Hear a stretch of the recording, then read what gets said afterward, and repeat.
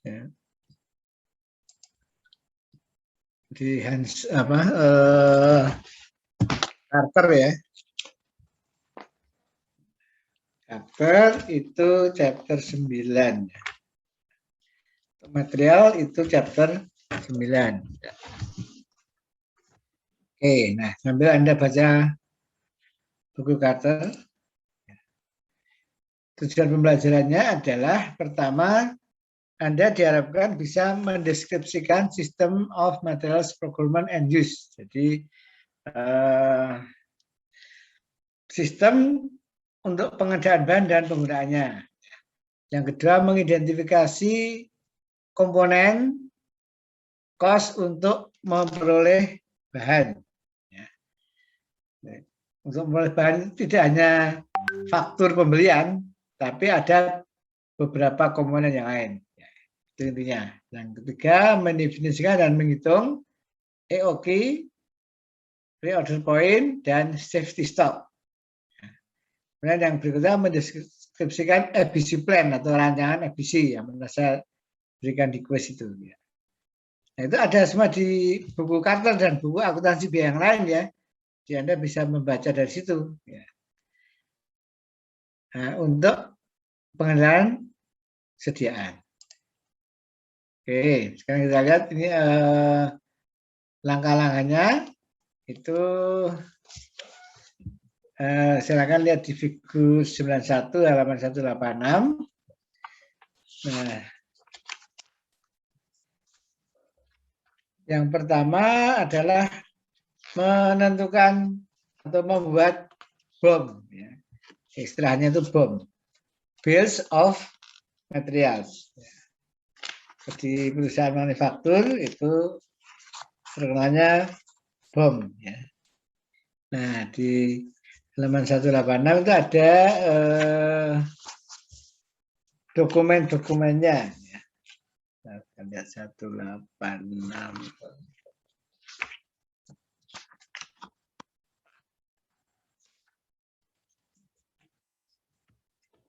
Ya, jadi kalau Anda nggak mengikuti di sini, nggak punya bukunya ya nggak bisa ngikuti ya. Harus paling nggak fotokopi ya saya sampaikan. Nah, di situ menentukan bill of materials nanti didukung oleh itu ya. Tapi yang langkah-langkahnya itu di halaman yang awal ya. Yang figur 91 itu lebih ke nanti transaksinya, kemudian ada dicatat di mana ya, ada buku besar umum dan buku besar pembantu. Ya. Sekarang kita tahapannya dulu ya. Materials procurement and use itu langkahnya menentukan BOM. Nah, kalau ini di halaman 183. Nah, ini adalah bahan bakunya apa saja untuk membentuk produk jadi. Ya. Untuk membentuk barang jadi, komponen bahan bakunya apa saja, itu bill of materials. Ya. Jadi misalnya untuk membuat satu meja kerja, itu komponennya apa saja. Ya, itu nanti di situ. Ya. Jadi satu meja kerja ada papan berapa meter persegi, ya, atau sentimeter persegi, kemudian ada butuh paku berapa, ya. Nah, terus butuh apa? Untuk kakinya, ya kakinya bisa dari kayu, bisa dari besi, gitu. Itu komponennya apa saja, itu bill of material. Kemudian menyusun production budget, anggaran produksi. Ya, jadi setelah tahu bill of materialnya, berarti nanti perusahaan akan membeli bahan-bahan itu, kemudian yang dipakai untuk produksi berapa. Per meternya berapa, nah yang dibutuhkan berapa meter persegi. Untuk membuat ya mungkin 100 meja misalnya. Oke, nah kemudian ada purchase requisition. Ini permintaan pembelian. Di permintaan pembelian dikeluarkan oleh bagian apa? Purchase requisition itu siapa yang mengeluarkan permintaan bahan. Ada yang tahu? Purchase requisition. Nah, setelah membuat anggaran produksi, oh ternyata butuh papan sekian meter, ya. Butuh besi untuk kaki meja sekian meter, ya, itu dibeli. Nah, yang membuat purchase requisition siapa? Bagian produksi, Pak. Purchase requisition bagian produksi. Ada yang pendapat yang lain? Purchase requisition siapa yang buat? Yang ini?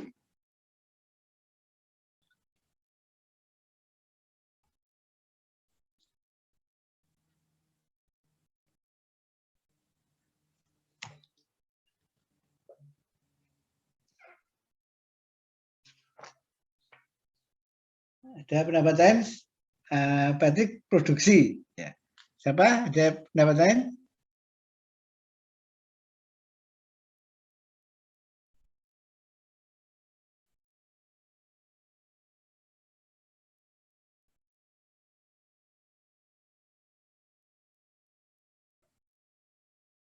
Nah, ini purchase requisition itu bagian gudang, ya. Jadi gudang, bahan baku, nah, itu yang membuat purchase requisition.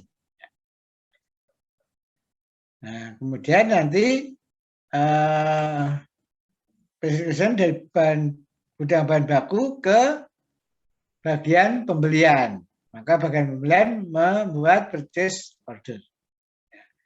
Nah, kemudian dikirimkan ke pemasok, pemasok kirim barang, maka bagian gudang akan menerbitkan receiving report, penerimaan barang. Ya. Nah, kemudian ada materials requisition. Nah, material requisition ini yang minta bagian produksi kali ini. Ya. Jadi bagian produksi ke gudang itu namanya material requisition. Ya. Permintaan bahan. Jadi yang bagian produksi tadi adalah material requisition, permintaan bahan disampaikan ke bagian gudang. Nah, dokumen ini adalah dokumen sumber untuk mengeluarkan barang dari gudang ke produksi. Ya, maka nanti ada tanda tangan dari bagian produksi dan gudang. Ya. Oke, kalau purchase requisition dari gudang bahan baku ke bagian pembelian. Nah, bagian pembelian berdasarkan purchase requisition membuat purchase order disampaikan ke pemasok. Ya. Oke, nah dari pemasok nanti di antar barang. Nah, kita menerima barang, maka nanti barang itu diterima menerbitkan receiving report. Nah, bagian produksi minta barang ke gudang bahan bakunya. Nah, itu dengan material requisition. Nah, nanti di bagian akuntansi ada material record card, ya, kartu untuk mencatat bahan ini, ya. Ini bisa juga diberikan juga salahnya di gudang. Oke, saya kira itu. Kemudian nanti kita akan membicarakan tentang EOQ. Ya, sebelum ke sini, ini ya di figur 191 Anda lihat, ya. Misalnya ada transaksi pembelian bahan untuk stok, ya, untuk sediaan, ya, material purchase for stock. Maka debitnya materials, kreditnya accounts payable. Ya. Nanti juga ada subsidiary ledger-nya itu per barang. Ya. Nah, per barang misalnya tadi barangnya ada 4 A, B, C, dan D. Nah, maka kalau subsidiary record punya A sendiri, B sendiri, C sendiri, D sendiri. Ya. Kalau general ledger itu A, B, C, D jadikan satu. Nah, kemudian ada material purchase for particular job or department. Jadi material yang dibeli itu digunakan untuk produksi langsung, ya. Jadi pembelian langsung ke bagian produksi. Maka zonanya nanti debitnya WIP, kreditnya accounts payable. Jadi tidak melalui gudang bahan baku. Nanti perhatikan. Ya, jadi maaf ini yang kalau Anda nggak mengikuti silabus, ya, tidak punya bukunya, Anda pasti nggak bisa membayangkan. Ya. Yang punya bukunya aja yang 91 ya. Nah, kemudian yang berikutnya adalah express purchase for factory overhead purposes. Jadi bahan dan supplies itu yang dibeli ya dikirimkan ke gudang. Nah, kalau yang atas tadi bahan baku, yang ini yang bahan penolong ya. Nah, tapi maka untuk overhead ya, nah, debitnya tetap materials, kreditnya accounts payable. Oke. Kemudian supplies bahan habis pakai yang dibeli untuk marketing dan administratif, maka debitnya adalah marketing expenses ya. Nah, atau materials marketing expenses. Nah, kreditnya accounts payable ya. Jadi ada untuk marketing expenses dan administrative expenses debitnya ya. Kemudian pembelian untuk pemeliharaan ya. Jadi kalau kita membeli jasa ya, purchase of service ya. Ya, atau kita ada pemeliharaan, maka kalau di bagian produksi masuk factory overhead, kalau bagian pemasaran masuk marketing expenses, kalau di bagian umum ya, selain marketing dan produksi, ya bisa di administrasi, bisa di bagian finance, bagian HRD, ya. Nah itu administrative expenses. Nah, kemudian yang terakhir ada pembelian equipment atau perlengkapan, peralatan, yang menerjemahkan peralatan atau perlengkapan. Nah itu debitnya equipment, biasanya accounts payable. Oke, saya kira itu. Nah, kemudian kita akan mempelajari juga EOQ ya. Nanti baca sendiri ya. Ini adalah jumlah pesanan bahan yang paling ekonomis. Jadi paling ekonomis. Dengan meminimalkan biaya persediaan. Jadi biayanya yang sediaan yang minimal. Itu EOQ ya. Jadi EOQ berapa jumlah pesanannya. Jadi tentang jumlah pesanan yang paling ekonomis. Paling ekonomis itu yang seperti apa? Yang biaya persediaannya minimal atau cost sediaannya minimal. Inventory cost-nya minimal. Nah, inventory cost meliputi apa saja? Ya. Ordering cost dan carrying cost. Ordering cost itu biaya pesan dan biaya simpan. Ini kebalikan sebenarnya. Kalau kita semakin sering pesan barang, sering order, itu berarti biaya ordernya tinggi. Biasanya biaya simpannya rendah. Kenapa? Kalau sering pesan, berarti kan barangnya lebih sedikit. Nah, Anda mau dalam 1 tahun misalnya butuh 150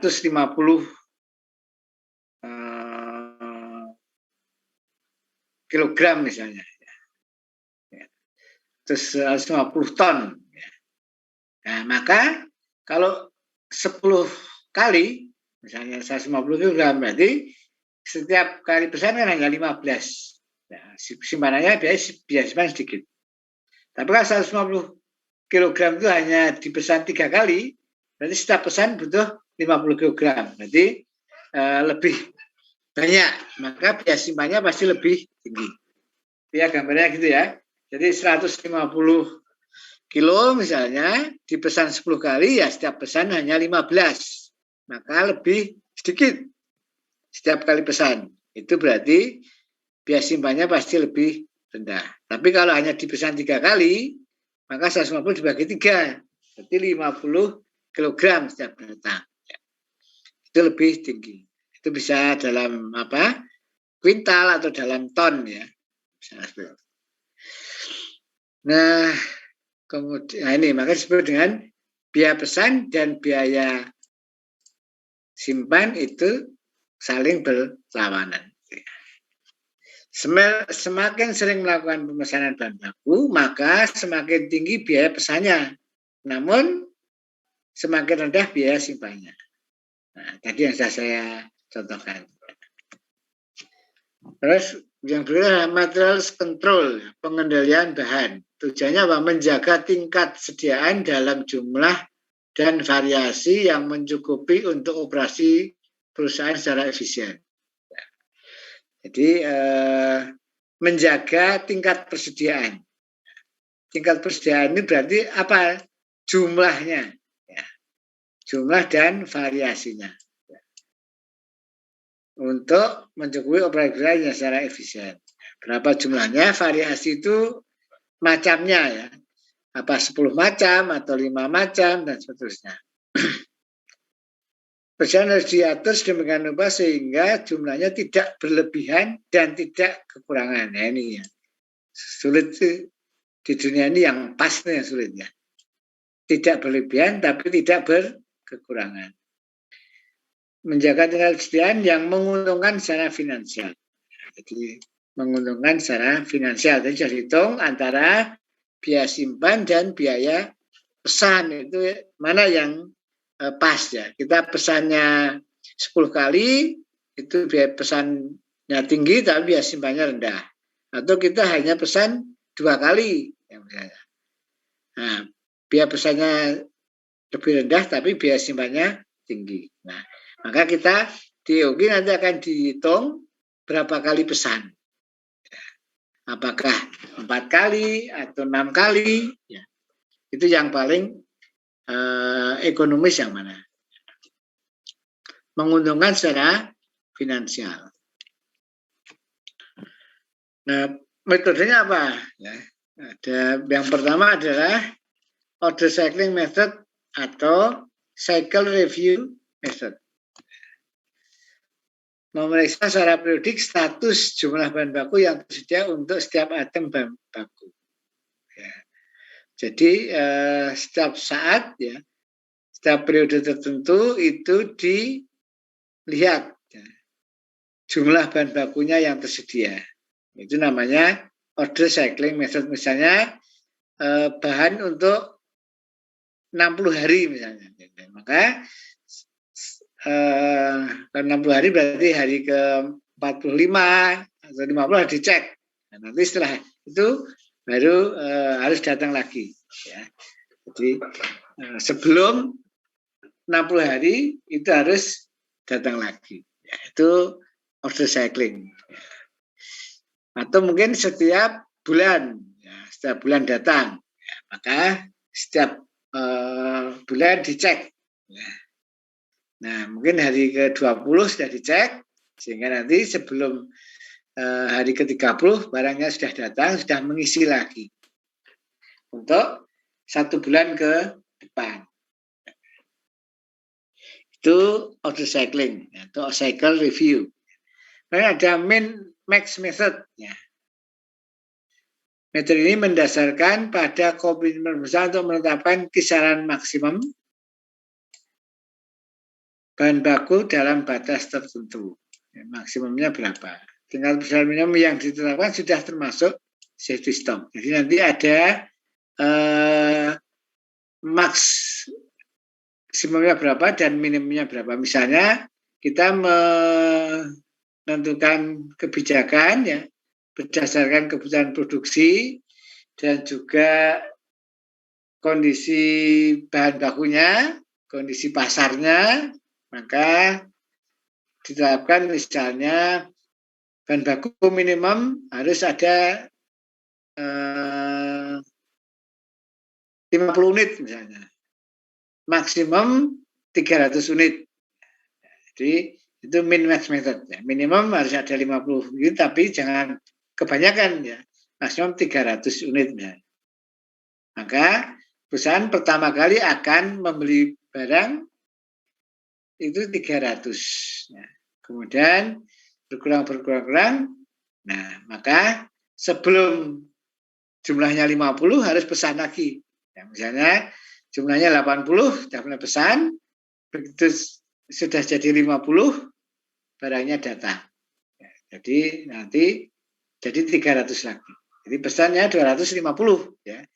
Begitu mencapai 50, barang datang 250 jadi 300 lagi. Terus dipakai lagi untuk produksi, turun lagi, ya, sebelum 50 sudah pesan. Ya. Begitu barangnya jadi 50, barangnya datang lagi. Ya. Itu min-max method. Nah, itu sebentar di sini.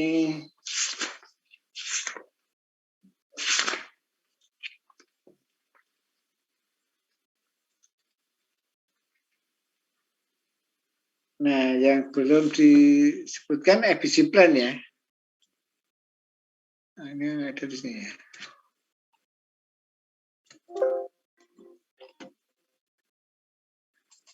Nah, ini ada satu lagi, itu adalah ABC plan.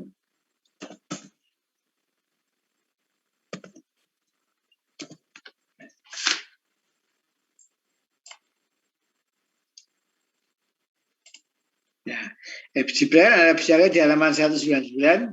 Jadi itu ada buat tabel, kemudian nanti yang nilainya paling tinggi itu dikategorikan A, yang nilainya atau harga jualnya lebih rendah B, dan yang paling rendah C. Itu ABC.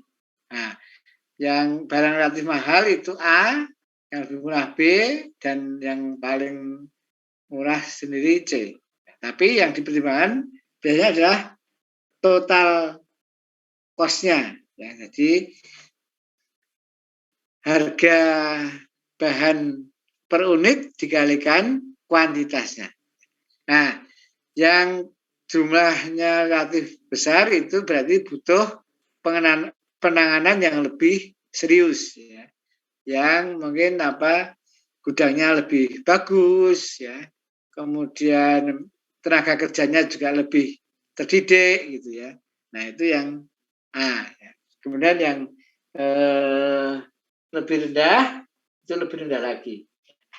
Nah, termasuk juga yang pemeriksaannya ya, yang barang-barang relatif mahal mungkin setiap hari ya atau setiap hari bisa diperiksa 2 kali 3 kali ya, petugasnya nengok barangnya ya. Yang lebih murah lagi mungkin hanya sehari sekali, yang terakhir yang paling murah mungkin 3 hari sekali ditengok ya. Oke, itu ABC plan. Nanti detailnya Anda pelajari di sini. Kalau nggak tahu, Anda bisa juga googling ABC plan itu apa, atau rancangan ABC itu apa. Cara ngitungnya bagaimana, sekarang itu gampang ya. Tersedia di mana-mana. Yang paling sulit adalah, kita mau rajin belajar dan mencari itu yang paling sulit. Ya. Tapi kalau fasilitas sudah tersedia. Kalau zaman dulu harus ke toko buku itu ya. Kita harus capek-capek ke toko buku, nggak punya uang ya cuman ikut baca, setelah itu pulang. Oke. Jadi perjuangan yang dulu itu lebih berat. Dan sekarang tinggal udah di depan komputer, depan HP, googling beres. Oke, sekarang berikutnya adalah inventory costing method. Metodenya seperti apa?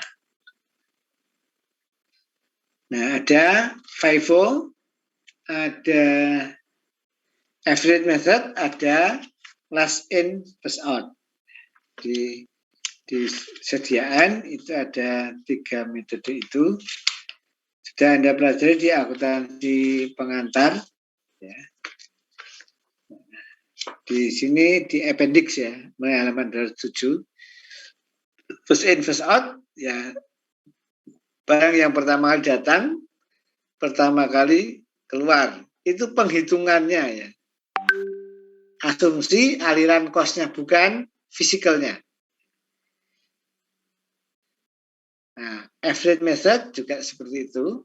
Ya. Tidak memandang yang masuk dan yang keluar. Kalau last in first out, justru yang terakhir masuk itu yang dikeluarkan dulu. Barang yang awal itu masih ada di sediaan. Yang dipakai untuk produksi adalah yang terakhir masuk. Kalau FIFO yang dipakai diproduksi adalah yang pertama kali masuk gudang, pertama kali dibeli, dimasukkan produksi, yang terakhir datang itu yang masuk ke gudang. Kali ini sudah ada di gudang yang FIFO, yang LIFO ya. Tapi yang dipakai untuk produksi justru yang terakhir datang. Itu anggapannya ya, anggapannya. Itu anggapannya ya. Tapi kalau physical semuanya pakai FIFO. Ya, secara fisik barangnya yang pakai FIFO, yang barang datang pertama ya dipakai duluan supaya apa? Nggak kadaluarsa, ya nggak rusak ya. Nah, tetapi kalau secara cost itu bisa pakai average, bisa pakai LIFO. Ya, jadi dianggap, maka asumsi atau anggapan bahwa barang yang terakhir masuk itu dipakai untuk produksi dulu, yang awal masuk tetap ada di gudang. Itu asumsi cost-nya. Tapi kalau fisiknya itu yang pertama datang ya pertama kali diproduksi. Jadi ini sering salah. Nah, apalagi kalau obat ya, obat itu ya kadaluarsa kalau yang pertama kali datang malah tidak dipakai untuk produksi bahan-bahannya. Oke. Ya, jadi sekali lagi ini anggapan dan pemerintah hanya mengizinkan yang dua ini. Yang ini enggak diizinkan. Karena apa? Nanti kalau pakai LIFO itu cost-nya tinggi, terus labanya rendah. Nanti pajak ke pemerintahan rendah. Maka yang dipakai ini, LIFO atau average. Nah, ini yang menghasilkan cost paling rendah. Nah, ini yang cost paling tinggi. Ini yang moderat. Nah, di antara FIFO dan LIFO. Makanya pengusaha sebagian besar menggunakan average. Kalau FIFO nanti cost-nya terlalu rendah, labanya terlalu tinggi, pajak yang disampaikan ke pemerintah terlalu tinggi. Nah, Anda bisa menganalisis perbandingan metode ini. Tadi yang saya sampaikan itu ini. Nanti kalau Anda ada contohnya dihitung pasti hasilnya seperti ini. Perbandingannya adalah FIFO cost-nya paling rendah, LIFO cost-nya paling tinggi. Oke, pengaruhnya ke pajak yang disetorkan ke pemerintah. Ini maksudnya perbandingannya itu. Kemudian the lower cost of market. Cost of market whichever is lower. Jadi di penilaian sediaan itu yang dicantumkan di neraca atau statement posisi keuangan adalah yang lebih rendah antara cost-nya atau marketnya. Jadi misalnya kita punya bahan ya, nilainya 100. Kemudian setelah itu di pasar, setelah beberapa lama gitu ya, masalah di gudang misalnya, setelah setengah tahun gitu, ternyata kalau harga di pasar ini hanya 89 misalnya. Maka kita harus menilai ulang ini di adjust menjadi 89. Itu the lower cost of market. Tapi kalau dari 100 ini ada inflasi, ternyata cost-nya itu jadi 115 ya, misalnya. Maka yang dipakai tetap yang 100. Nah, yang dipakai tetap yang 100 karena mana yang lebih rendah. Oke. Itu ya saya kira ini ya sampai ini ya. Silakan ada pertanyaan?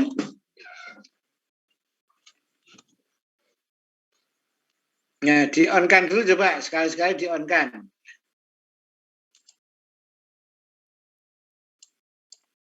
Ya, coba di-on-kan dulu videonya. Ya. Saya bisa saling ya. Apakah ada pertanyaan dari material sini?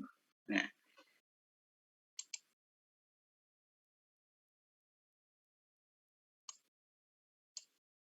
Dari material ada pertanyaan? Oke, jadi ini nanti USIP itu bahannya adalah dari topik 6, 7, 8, 9 ya. Di ini.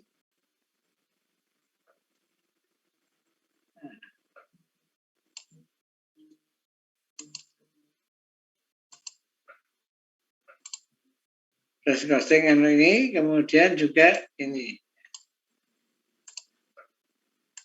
Ada 4 nih ya. Jadi sampai material dulu ya. Nah, yang ini nanti masuk ke UAS. Ya.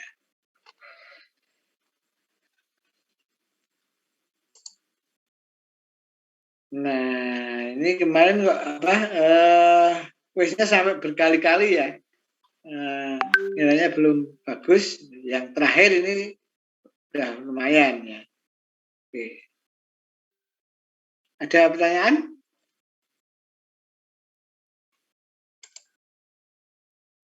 Mau bertanya, Pak.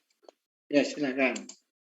Jadi, kalau misalnya yang di ABC plan itu, nanti di akhirnya tuh kayak ada ininya nggak sih, Pak? Range-nya.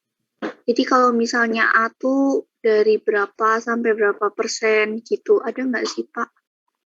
Oke, terima kasih pertanyaannya.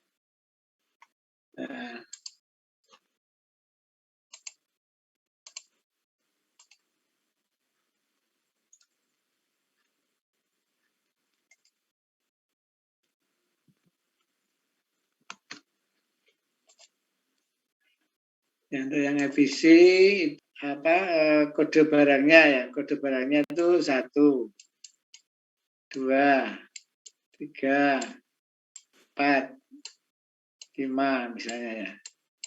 Nah, nanti dijumlahkan ini ada kuantitasnya berapa. Ini misalnya ini kuantitasnya ada 100 katakanlah. Kali per unitnya berapa? Ya. Per unitnya misalnya apa ya? 5.000 misalnya. Ya. Nah, ini juga ada lagi ini 120 misalnya. Ini berapa? 4.000 ya. Ini ada 105 misalnya. Berapa totalnya? Perlunya 10.000 ya. Nah, ini misalnya ada 80. Totalnya berapa per unitnya misalnya ini berapa? Ini 15.000 ya. Nah, di sini ada lagi ini menjual 90. Yang nomor 5 90 itu totalnya ininya misalnya 8.000 ya. Maka nanti di sini 500.000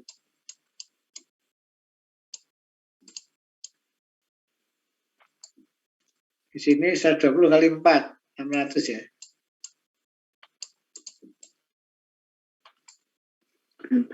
480. 120 kali 4 itu berapa? 480. 48 ya. 480 ya. Iya, Pak. Oh, sorry ini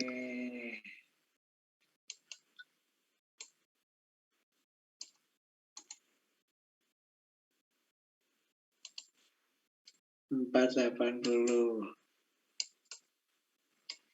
105 ini berarti berapa? 105 kali 10. 1.050.000 ya.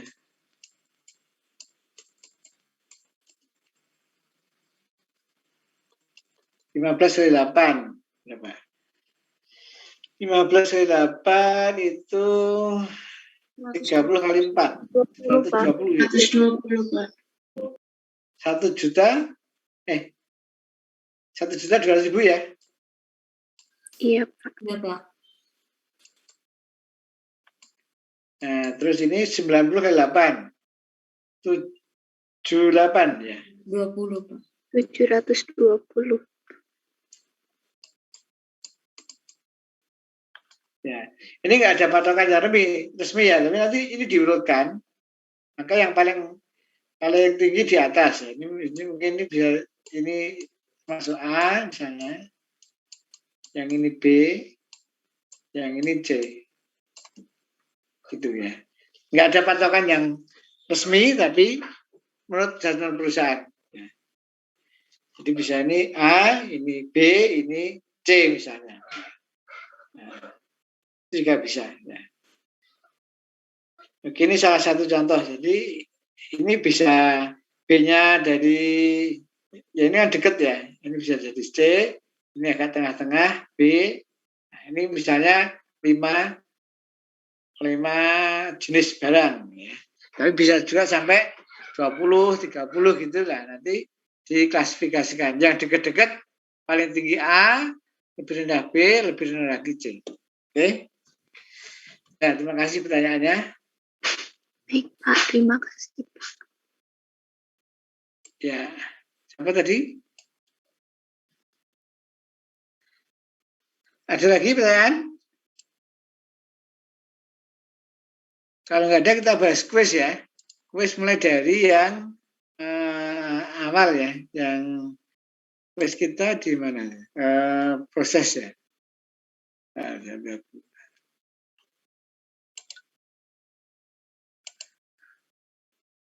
Proses posting. Nah,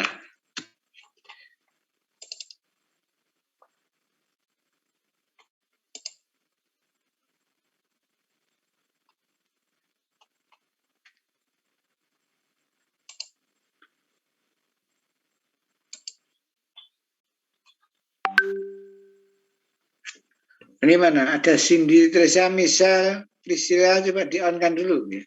Bentar aja ya. Biar saya tahu. Ya. Oke.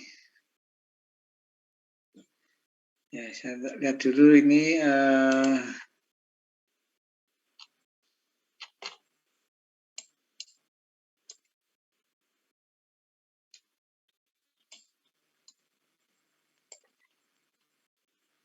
Oke, kita mulai dari yang ini ya, kuis persiapan. Ya.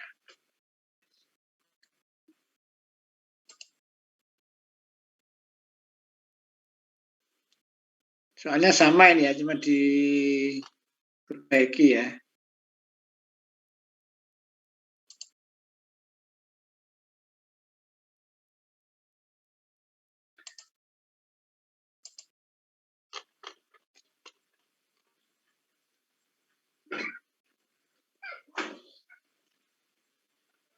Nah, ini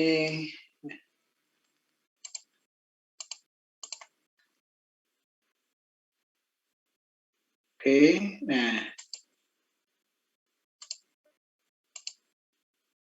ini kan yang pertama kali ya kita kuis ya ini ya. Untuk bab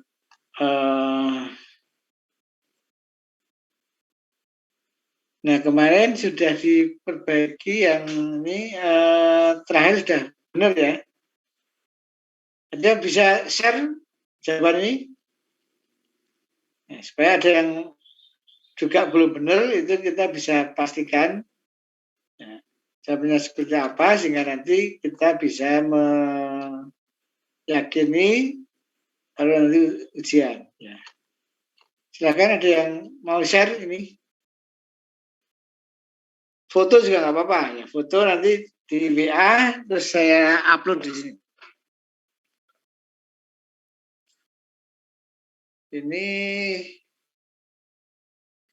mungkin Patrick Sulung bisa yang mengawali soal 1. Baik, Pak. Share screen atau share di WA, Pak? Kalau bisa share screen. Kalau ada laptop siapin aja. Oke, yang lainnya bisa di off-kan dulu videonya nggak apa-apa.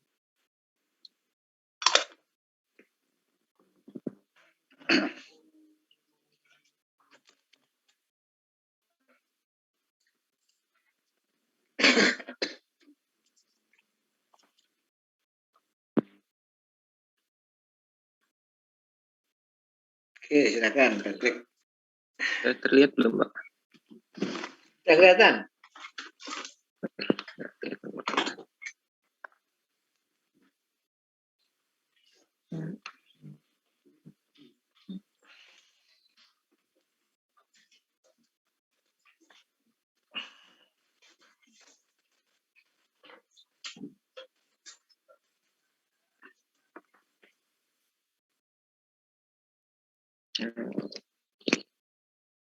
Untuk soalnya saya nggak punya kebetulan, Pak.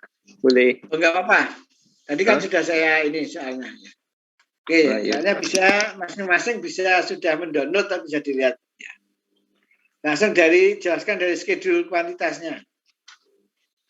Oke, jadi seingat saya di soal itu diketahui itu ada barang jadi yang ditransfer dari Departemen A ke Departemen B itu sebesar 16.200 unit.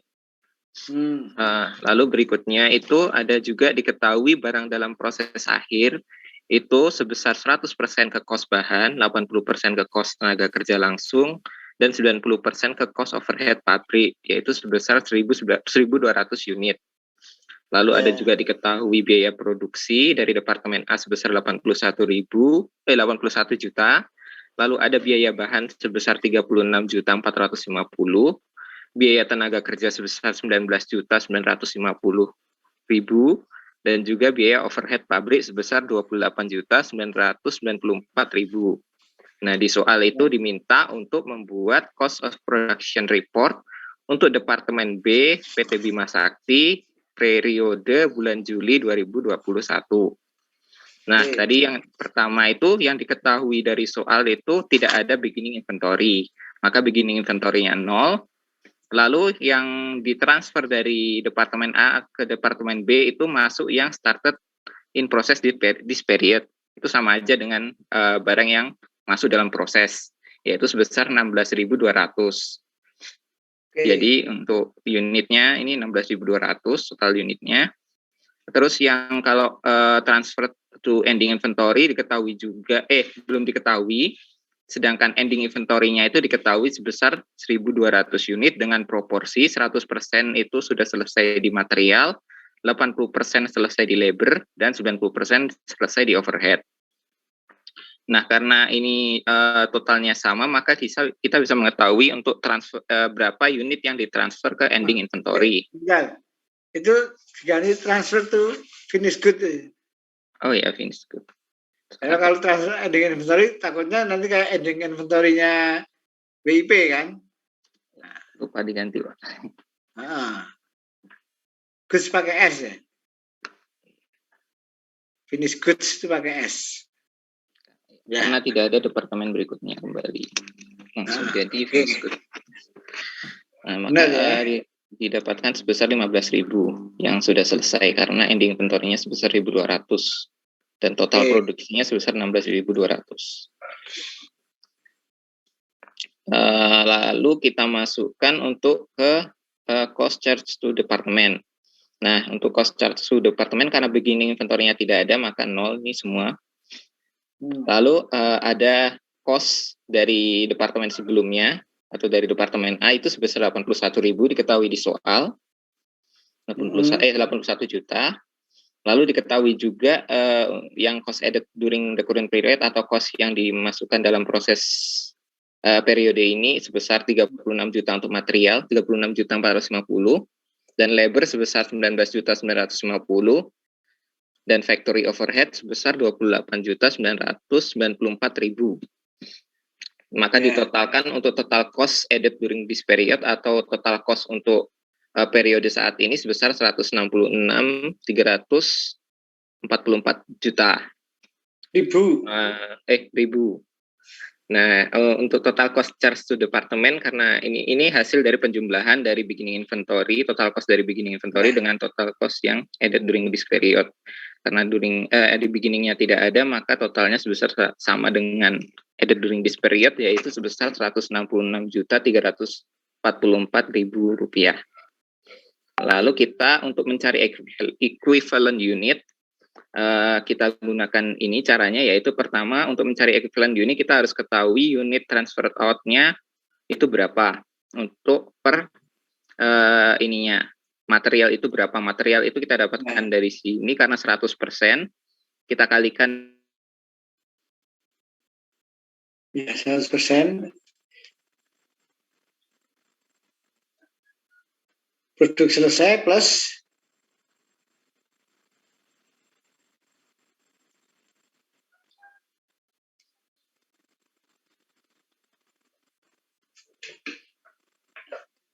koneksinya ya.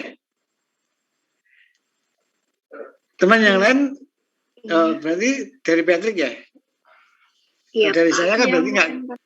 Iya Pak, iya. Patrick ya. Patrick, kamu off-kan aja videonya, nggak apa-apa, Patrick. Kita tunggu sebentar.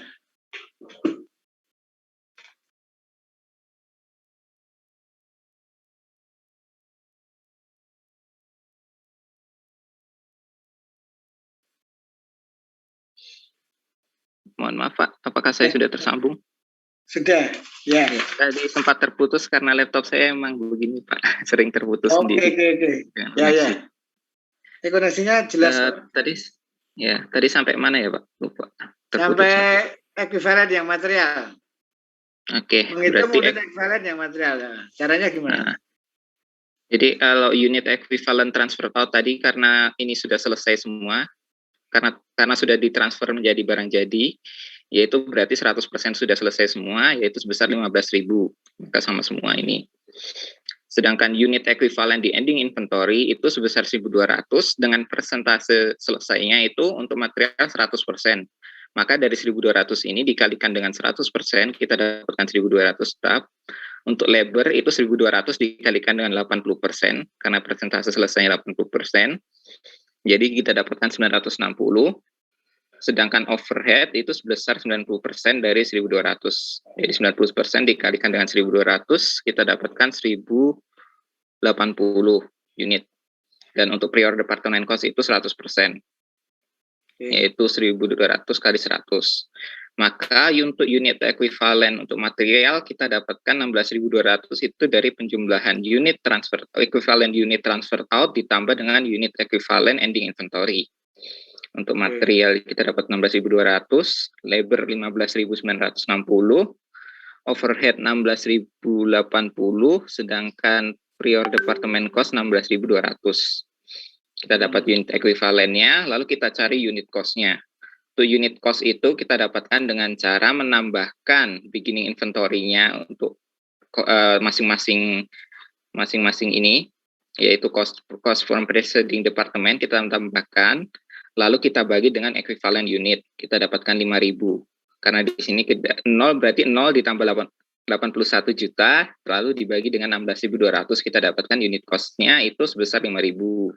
Sama juga dengan material, 0 ditambah 36.450, lalu dibagi dengan unit equivalent-nya 16.200, kita dapatkan 2.250 per unit. Untuk labor juga sama, kita dapatkan 1.250 per unit, dan untuk factory overhead juga sama, kita dapatkan 1.800 per unit. Maka total unit cost yang di charge untuk departemen itu sebesar 10.300 per unit. Oke. Itu jumlah dari ini semua tadi, 10.300. Lalu kita menghitung untuk cost account as follow. Sekaligus juga sebentar, Patrick, sebentar. Yang kamu naikkan lagi dikit. Oke. Jadi yang teman-teman ini sudah bagus dari Patrick ya. Jadi formatnya itu ada sediaan awal dan ada yang dimasukkan. Jadi menjadi jelas karena sediaan awalnya 0 ya, tinggal diisi 0 saja. Ya. Tapi kalau ini Anda sudah terbiasa membuat laporan seperti ini, laporan produksi, beginning inventory-nya nggak usah dicantumkan, nggak apa-apa. Ya, langsung cost edit during current period. Tapi kalau untuk pembelajaran ini malah bagus nih. Patrick mencantumkan ini malah bagus sehingga Anda yang mungkin belum paham itu bisa memahami bahwa oh ininya 0. Karena di soal-soal yang lain kan kemarin ada beginning inventory-nya ya. Anda tinggal memasukkan saja. Kalau ada beginning inventory ya dimasukkan angkanya, kalau enggak ya dikasih 0. Ya, saya kira itu yang perlu ditekankan ya. Jadi formatnya sudah bagus, tinggal Anda ngisi 0 atau tidak. Ya. Hanya kalau nanti Anda sudah bekerja dan menghasilkan laporan ini, kalau nggak ada beginning inventory ya nggak usah ditulis. Tapi untuk pembelajaran ini bagus. Karena kalau ini langsung dihilangin, mungkin yang belum paham malah bingung kok beda dengan yang di buku ya. Kalau ini kan sama, sehingga kalau di buku itu kasusnya ada sediaan awal. Yang saya bikin nggak ada sediaan awal, ya, tinggal dikasih 0 saja. Nah, kadang-kadang soal yang lebih sederhana ini malah jadi nggak bisa. Karena contohnya itu ada beginning inventory, kok ini nggak ada, itu malah bingung. Padahal ini lebih sederhana. Oke, terima kasih. Dilanjutkan, Patrick. Baik, saya akan lanjutkan kembali mengenai untuk berapa total cost accounted for untuk periode ini. Maka pertama kita untuk melihat itu berapa total cost untuk unit transfer to ending inventory. Yaitu kita pertama melihat ada unit sebesar 15.000 yang ditransfer dan persentase komplitnya sudah pasti 100% dengan unit cost 10.300 kita dapatkan di sini tadi. Kita kalikan dapat sebesar total cost untuk unit total cost untuk yang transfer to ending finish good maksud saya.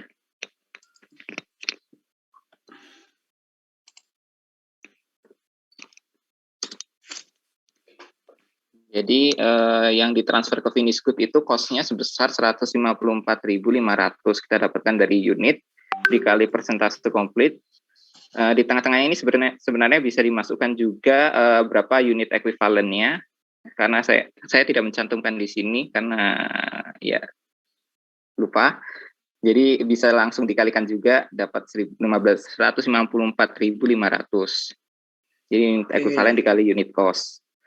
Lalu berikutnya untuk work in process ending inventory-nya itu cost-nya berapa, kita lihat itu pertama unitnya 1.200 dikalikan dengan persentase komplit didapatkan unit ekuivalennya 1.200 lalu dikalikan dengan unit cost-nya per unitnya 5.000 dapat 6 juta, lalu untuk material sama 1.200 dikali 100% terus dikalikan unit cost-nya sama 2.250 didapatkan 2.700.000.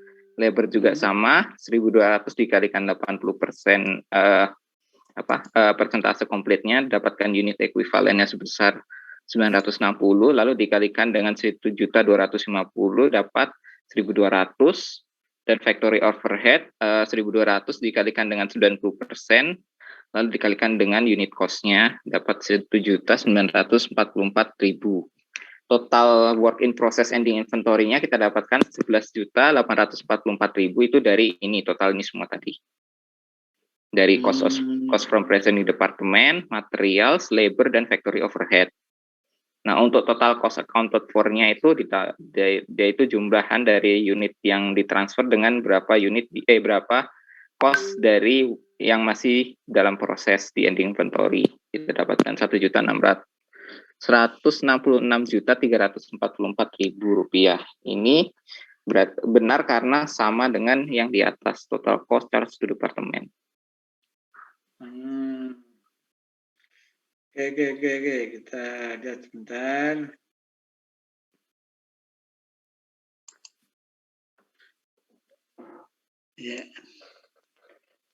Ya, ini yang perlu diperhatikan pertama kali adalah yang kuning-kuning itu ya, itu sudah sama, benar ya. Kemudian tadi produk selesai, transfer to finish good itu 100% pasti karena sudah selesai. Di jumlahnya 15.000 kali 100% kali cost total per unitnya 10.300 sudah dicari itu, benar. Kemudian work in process untuk ending inventory-nya. Ya.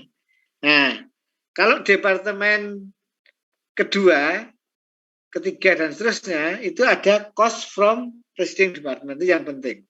Tapi kalau di departemen pertama kali, departemen 1 atau departemen A itu tidak ada cost from preceding department, cost dari departemen sebelumnya. Itu ya.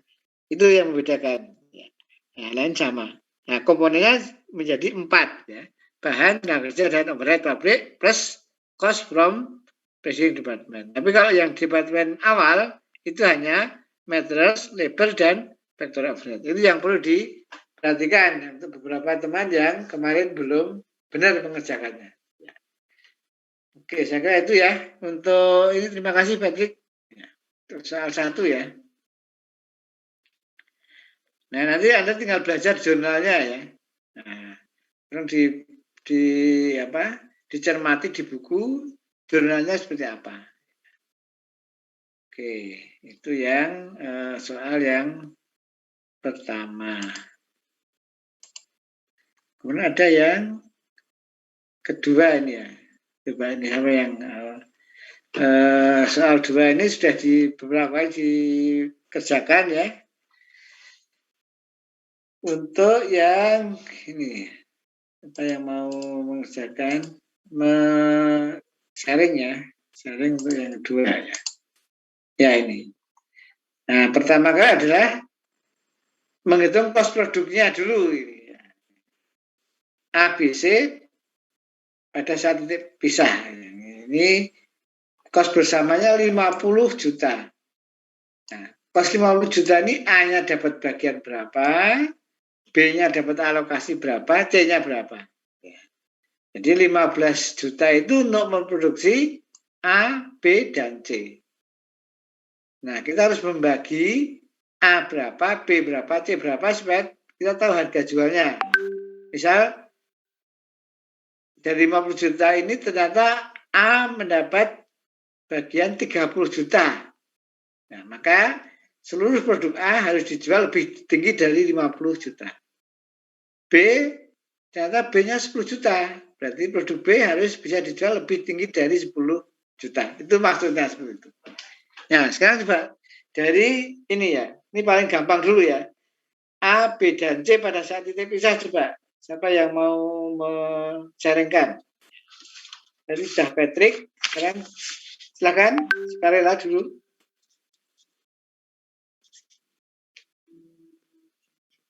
Kalau nggak ada sukarela tak tunjuk ya.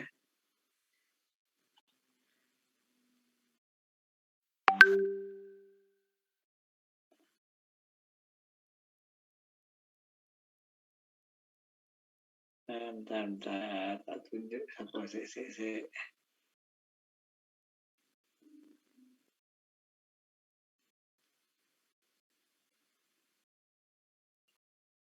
Ini data nih, sebentar.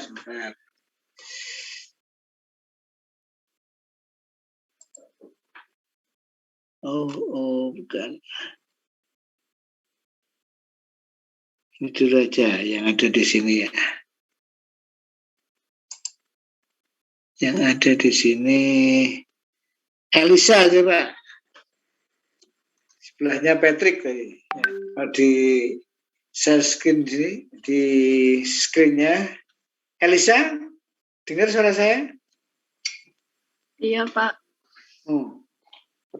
Coba hasil perhitungan Anda gimana? Produk A berapa, B berapa, C berapa, coba.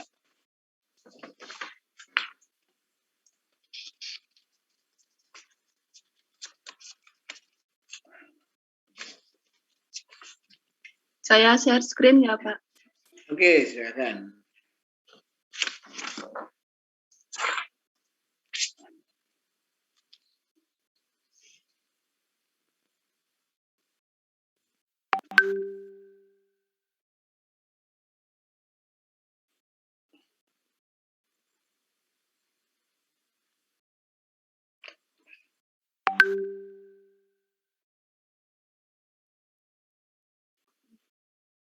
Sudah kelihatan belum? Sudah. Bisa dikit dibesarin dikit deh. 110%.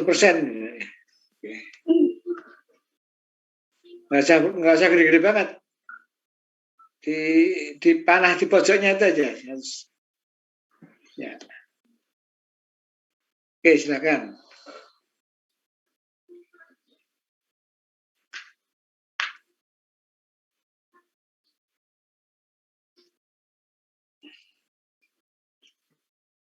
Saya lupa soalnya itu Pak, gimana?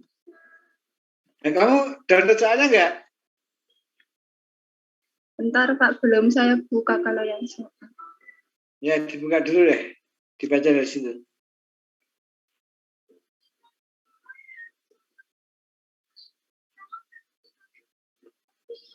Nomor 2 itu ditanya tentang bila menggunakan metode harga jual relatif pada titik pisah, hitunglah kos produk per unit ABC pada saat titik pisah.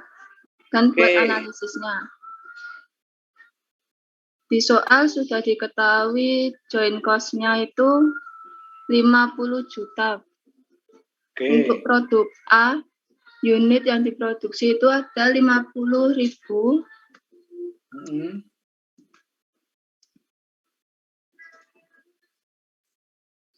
Join cost per unit 756.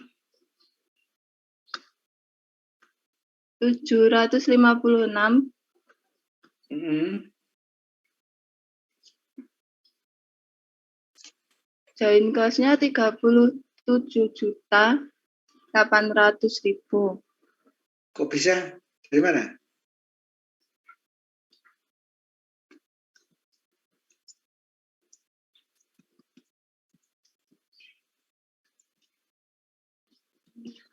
Yang pertama metodenya apa dulu? Yang ditanyakan di soal. Harga jual relatif. Ya, harga jual relatif toh. Ya, harga jual relatif. Ini kamu ini unit produksi kali ini. Yang harga jual relatif coba mana? Nomor 1 toh. Ini soal nomor 2. Di Excelmu yang nomor 1, soal 1 mungkin. Bukan? Bukan, ini soal 2. Kalau harga jual, kamu cari harga jualnya dulu.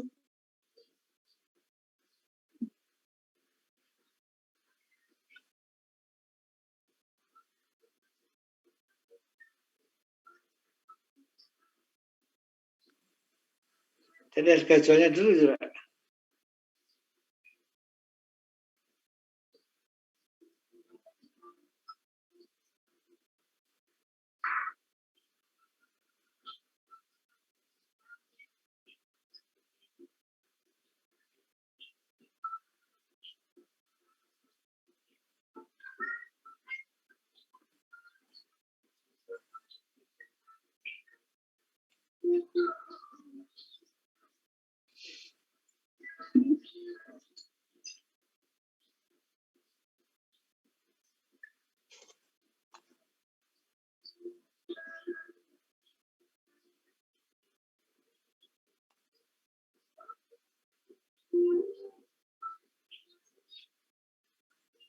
Dan join cost ini hasilnya dari ini Pak, 50.000 dikali sama 756.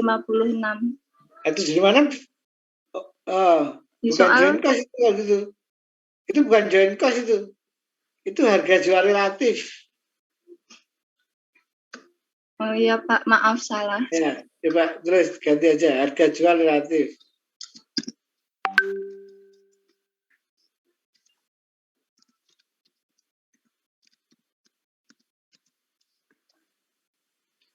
Oke. Nah, ini sebelah kiri jangan join cost per unit. Itu apa di situ? Di soalnya apa itu? Split off. Harga jual per unit pada titik pisah. Nah iya, berarti harga terus gitu. HJ gitu aja. Harga jualnya singkat HJ.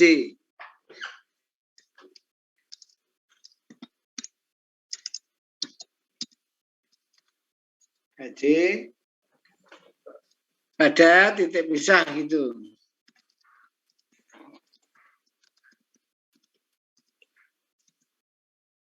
Ya, oke. Jadi itu benar ketemu segitu.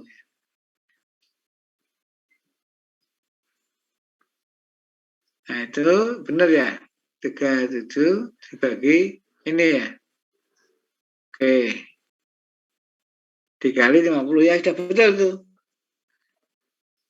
Kali sama dengan 28. Itulah 28 itu ya. Kamu itu aja apa? Koma nolnya dihilangin aja biar enak dibaca. Di blok bawah.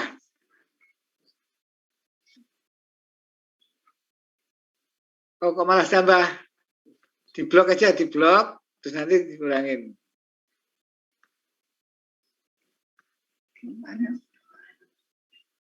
Bukan situ, kanan. Nah, terus sampai 0 ya gitu. Di blok dulu aja nggak apa-apa. Oh ya wes apa satu-satu.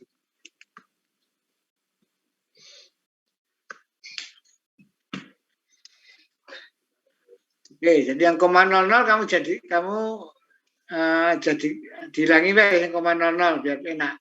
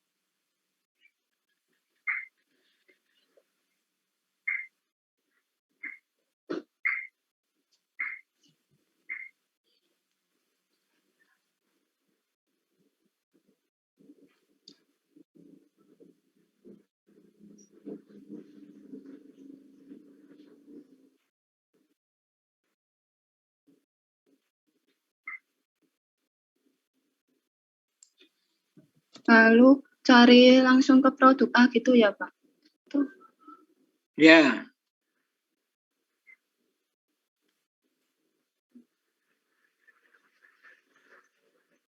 Untuk produk A itu caranya dari 37.800.000 dibagi sama 67.500.000 dikali 50 juta. Itu hasilnya 28 juta. Lalu 28 juta dibagi sama 50.000, 560 itu cost per unit produk A-nya, Pak. Ya, itu dihilangnya aja 0,00-nya.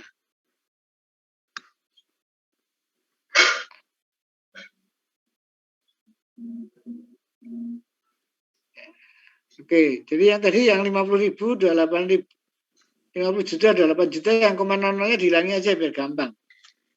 Biar enak dilihat ya. Ya wes nanti aja fraksinya itu dulu ya, jawabannya itu ya. Oke, betul ya. Produk A 560, terus B? Produk B 600. Oke. Caranya sama. Ya. Oke. Ya, sudah cukup, Saudara Elisa. Oke, terus berikutnya untuk yang soal berikutnya. Kamu tutup dulu share screen-nya. Soal berikutnya.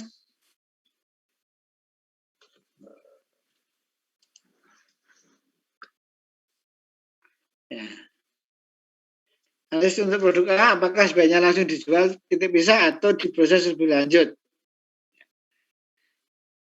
Soal nomor 2, dia mau menjelaskan?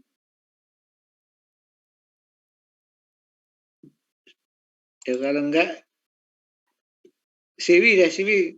Kamu jelaskan Siwi. Yang nomor 2 yang analisis produk A ya, Pak?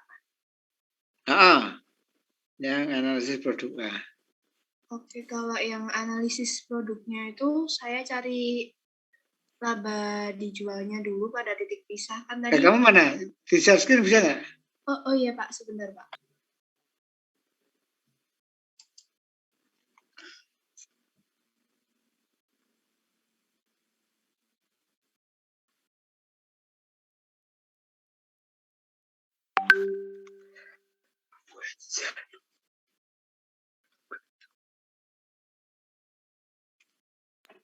Apakah sudah terlihat Pak?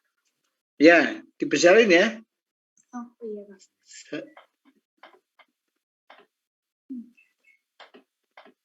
Ya, segitu cukup. Ya. Kalau untuk produk A Nah, ini tambah lagi deh, besarin lagi 130 coba. 130. Ya, sudah Pak. Ya. Ini kan di soal diketahui kalau semisal dijual di titik pisah itu harganya 756. Terus habis itu saya cari labanya dulu. Labanya tuh dari 756 ini dikurangi sama cost per produknya tadi 560. Terus berarti laba di 756 bagaimana? Oke, terus? Iya, berarti kan 756 dikurangi 560 hasilnya 196. Nah, itu laba per unit di titik pisah. Terus habis itu untuk laba dijual setelah proses lebih lanjut itu harga jualnya kan 950 dikurangi cost produk setelah diproses lebih lanjut itu 573. Terus labanya didapat 370. Coba 573 dari mana? Dari sini Pak, sebentar. Dari sini Pak. Bisa.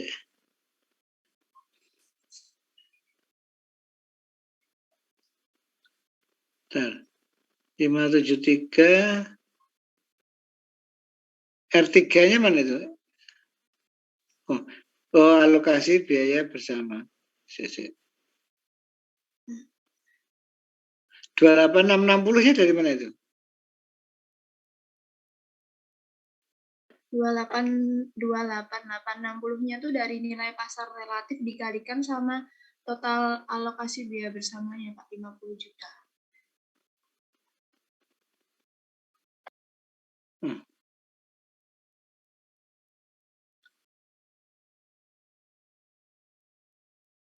Kok nganggo hipotetis? Kamu pakai hipotetis? Di nilai di ini kan ada. Kok pakai hipotetis ya? Kalau di titik pisah ada harga jualnya, jangan pakai hipotetis. Berarti hipotetisnya dihilangkan langsung. Hipotetis itu dipakai ketika harga jual di titik pisah itu nggak ada. Oh iya Pak. Ketika tidak ada informasi harga jual pada titik pisah, baru kamu hitung hipotetis. Itu artinya apa? Nilai perkiraan harga jual di titik pisah itu diperkirakan. Karena nggak ada informasi harga jual titik pisah. Caranya apa? Caranya dari harga jual final dikurangi biaya proses lebih lanjut. Ya. Tapi kalau ada harga jual titik pisah, ya itu aja yang dipakai. Jangan hitung diperkirakan sudah ada. Ya, jadi hipotetis itu dipakai ketika tidak ada informasi harga jual pada titik pisah. Ya. Caranya apa hipotetis? Harga jual final dikurangi biaya tambahan kalau diproses lebih lanjut, ketemu harga jual hipotetis, ya kan?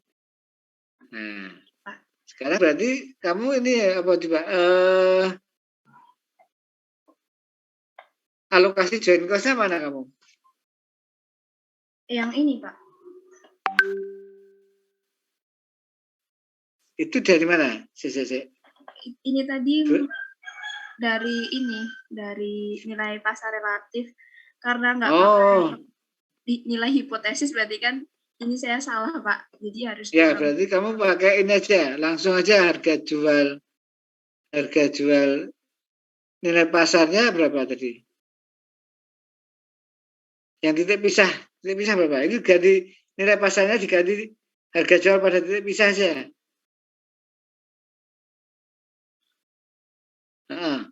Yang kamu merah-merah itu. Yang kamu merah itu ditulis saja harga jual pada titik pisah.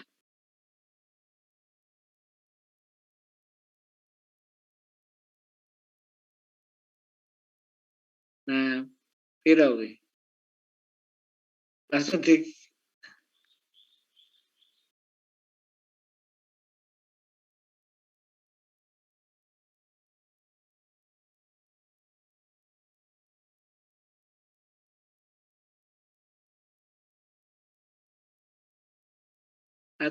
kamu langsung anu pi apa 756 kali 50.000 ngono apa-apa. Oh, nilai nilai jualnya ya. Nah, itu sama dengan Iya, Pak. 756. 756 bisa ngambil dari ini. Dari tabel J. Oh iya. Ini. Terus ini. Ini. Oh, ya. Seperti ini, Pak. Terus sebelah kanannya nilai pasarnya, nilai apa? Harga jual apa? Nilai apa ya? Harga jual total ya. Pada titik pisah.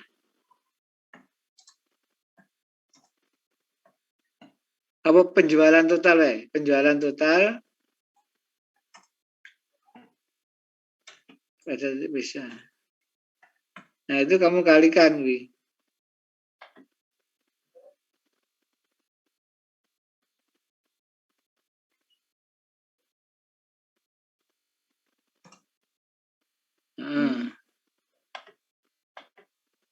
Anu toh. 756 kali 50.000 toh. Iya, Pak. Benar toh? Oke. Iya. Ini Ya. 50.000. Ya, oke. Terus nah, bawahnya dijumlahkan.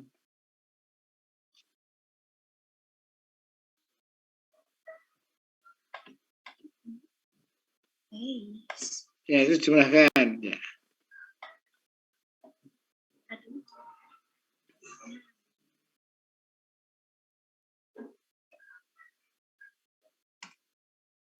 Ya. Itu yang atasnya dikasih titik ya. Bagaimana, Pak? Yang 24.300. Oh ya. Nah, makanya itu kasih. Koma atas dulu.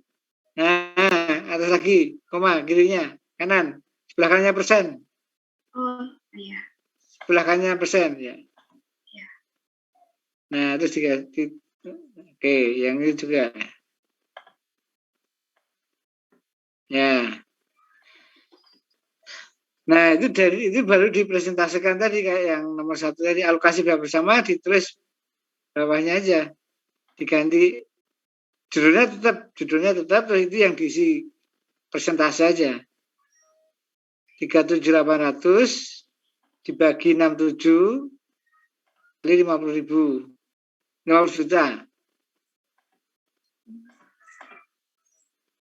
Ya. Kali bintang 50 juta itu tadi ada angka 50 juta nggak itu? 50 juta ya. Iya, Pak. Tulis aja nggak apa-apa. Ya, oke. Nah, kalau udah jumlahnya benar, berarti kamu udah benar ya. Jumlahnya kan 50 juta itu. Oke, itu alokasi biaya bersamanya. Nah, terus itu kamu buat labanya aja ya sebelah kanannya. Laba pada titik pisah.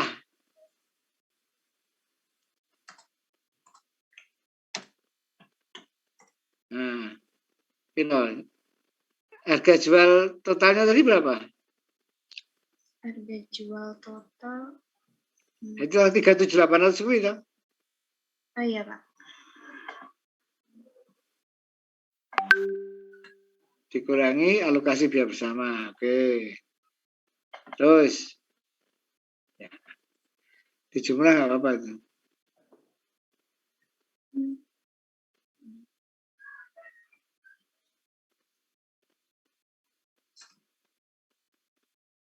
Ya, oke, itu ketemu di titik pisah. Sekarang kamu cari berarti ketemu cari laba kalau dijual setelah titik pisah toh. Laba setelah proses lanjut. Berarti dicari penjualan total harga jual setelah proses lanjut berapa? Terus di bawahnya apa? Kamu terus di bawahnya harga jual pada titik pisah ben gampang. Harga jual. Ya, di situ. Harga jual setelah proses lanjut. Setelah proses lanjut. Nah, piro ning kono? Langsung aja berapa kali berapa di situ? 950 kali 50.000 toh. Ya. Tulis saja di situ apa? Langsung dikalikan aja di situ. Sama dengan datanya ngambil dari sana.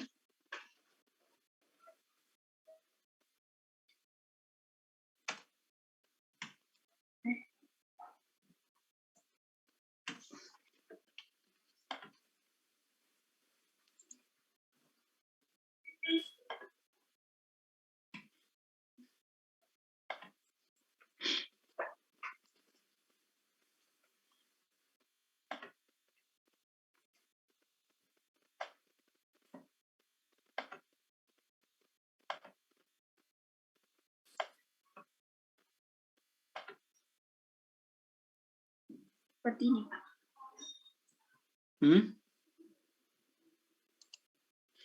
Nah, terus dikurangi apa? Kalau mencari laba setelah proses lanjut dikurangi apa? Cost produk. Ya, cost total. Ya, ini dengan sebelah kanannya biaya setelah proses lanjut. Nah, biaya total. Biaya total setelah proses lanjut.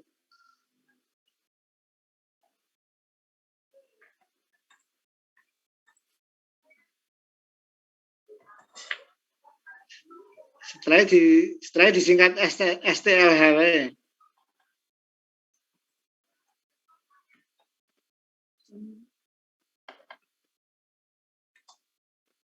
Oke.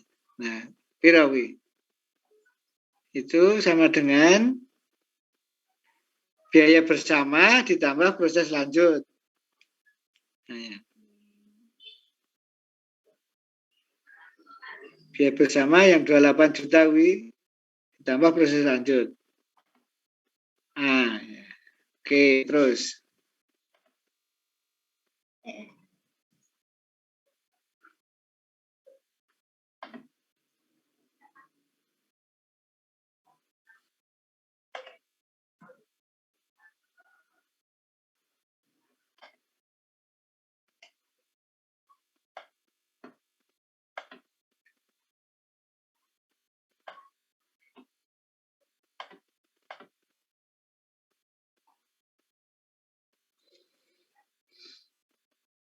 Sudah, Pak.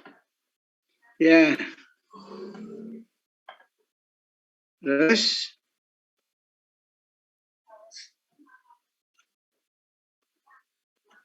labanya, laba setelah proses lanjut.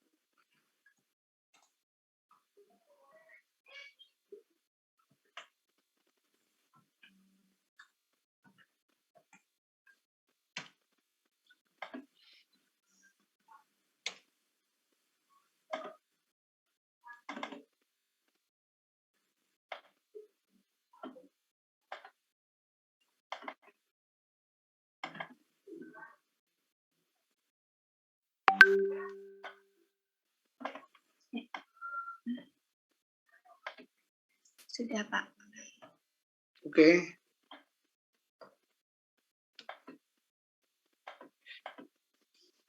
Nah, terus kesimpulanmu bi? Produk A. Kesimpulannya Jadi untuk produk A kan kalau dijual pada titik pisah maupun dijual setelah diproses lebih lanjut itu sama-sama mendapatkan keuntungan. Tapi akan lebih baik jika Laba juga teman. oh ya, laba Pak. Jadi keduanya akan sama-sama mendapatkan laba. Tapi akan lebih baik apabila produk A tersebut dijual pada saat setelah proses lebih lanjut karena labanya lebih maksimal. Lebih besar. Iya Pak, lebih besar. Lebih besar daripada harga di titik pisah, laba di titik pisah. lebih besar daripada laba bila dijual pada titik pisah. Iya. Oke, nek B?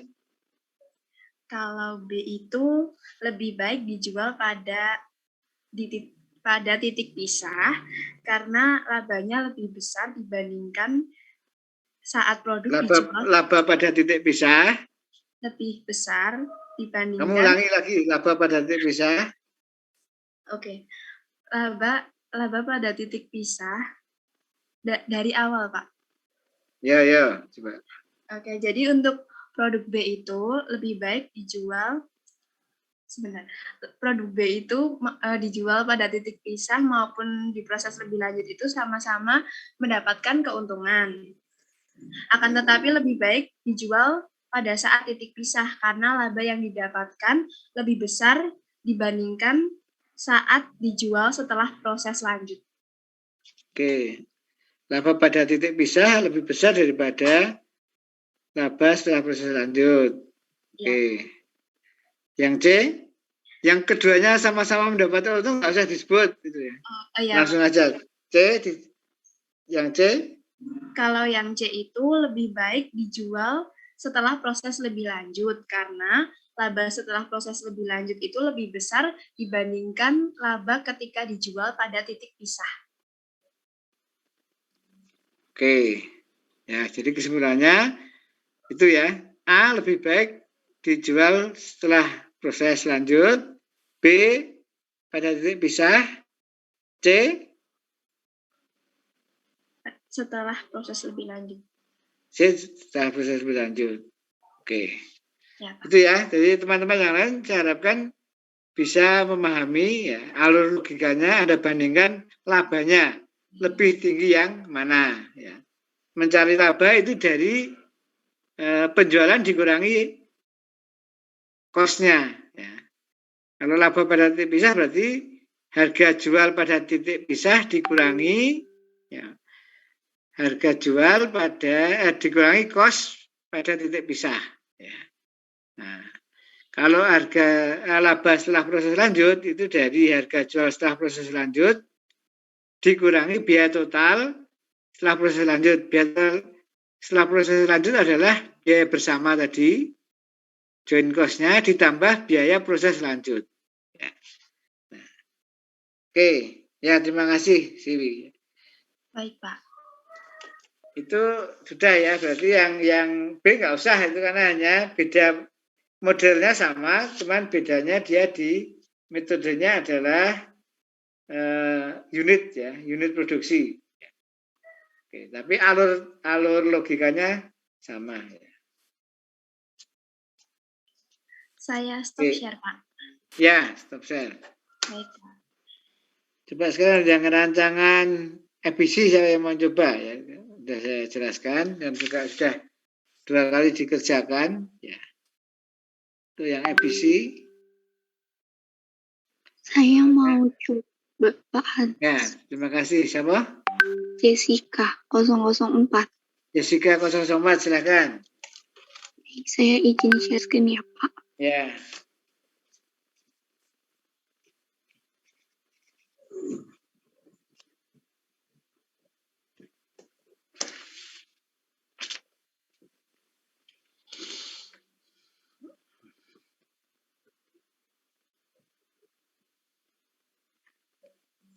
Apakah sudah kelihatan Pak Hans dan teman-teman? Ya. Sudah. Oke. Jadi sebelumnya, Pak. Ini saya kerjakan barusan karena kan tadi kan saya tuh memahami materinya setelah Bapak yang jelasin pertanyaan saya itu, Pak. Oke. Jadi untuk soalnya sudah diketahui dari jenis bahan ada 8 dan pemakaian bahannya itu per kilo. Lalu kos setiap bahannya per kilo. Nah, kos totalnya itu dari pemakaian bahan dikali kos per kilonya.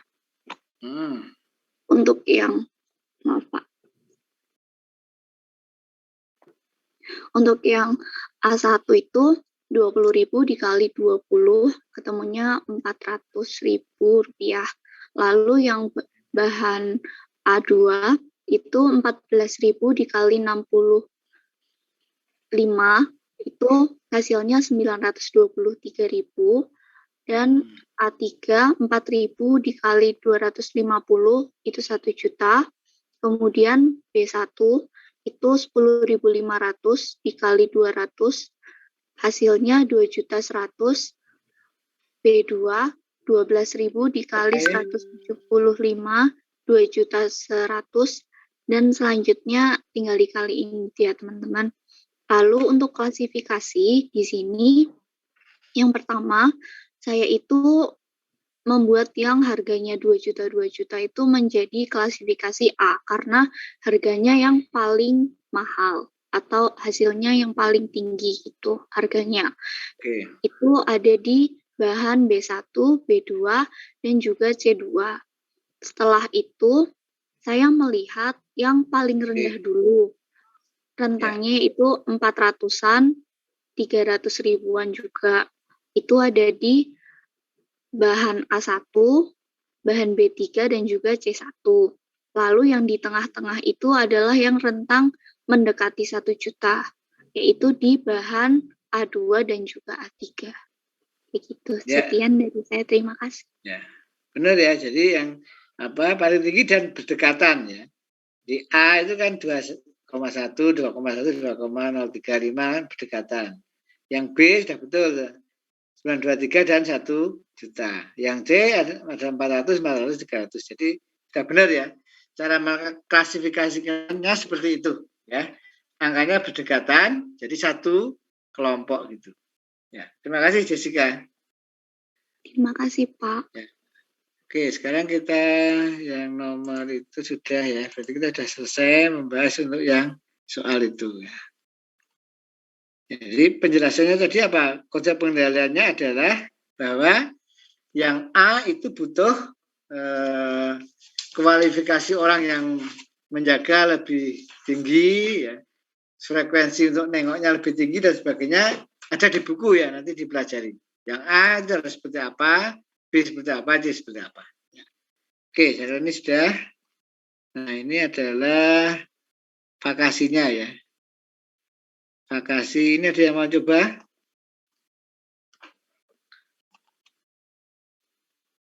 Saya mau coba deh Pak. Oke, silakan. Apa namanya? 036 Jesslyn. Jesslyn 036, silakan. Ya Pak, saya share screen dulu.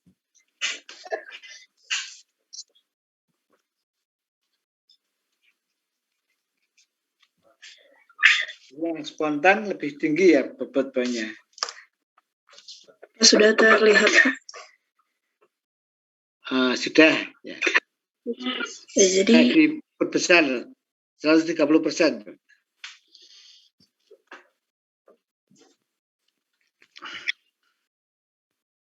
Jadi soalnya itu PT Binaria menerapkan kebijakan pemberian tunjangan liburan atau vakasi sebagai berikut. Yang pertama, masa kerja 1 tahun akan diberi vakasi gaji 1 minggu.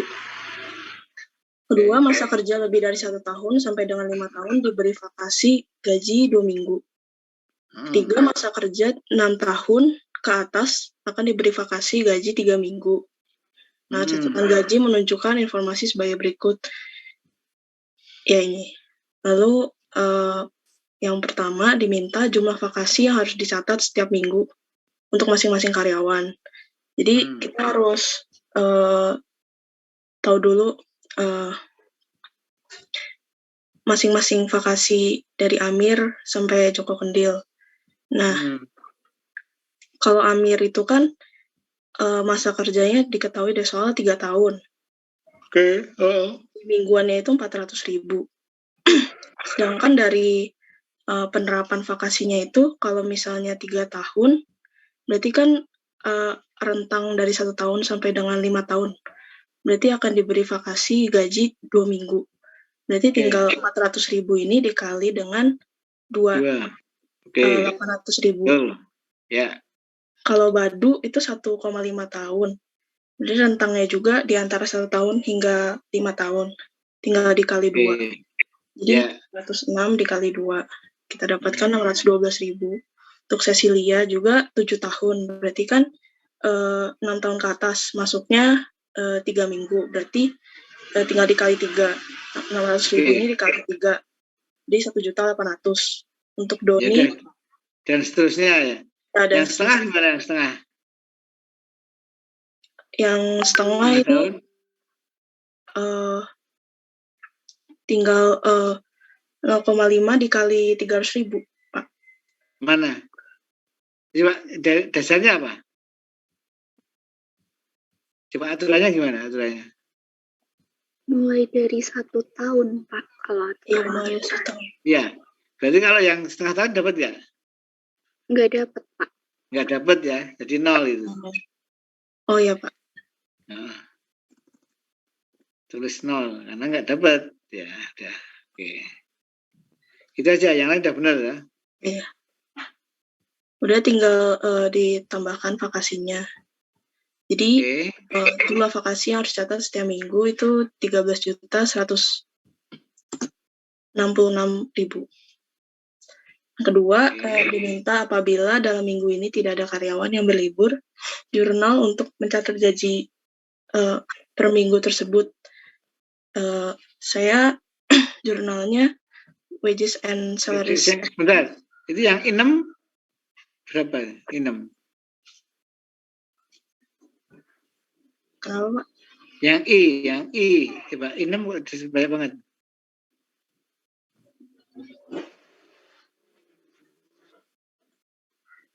Yang I 6 berapa? 5 tahun. 5 tahun dapat berapa?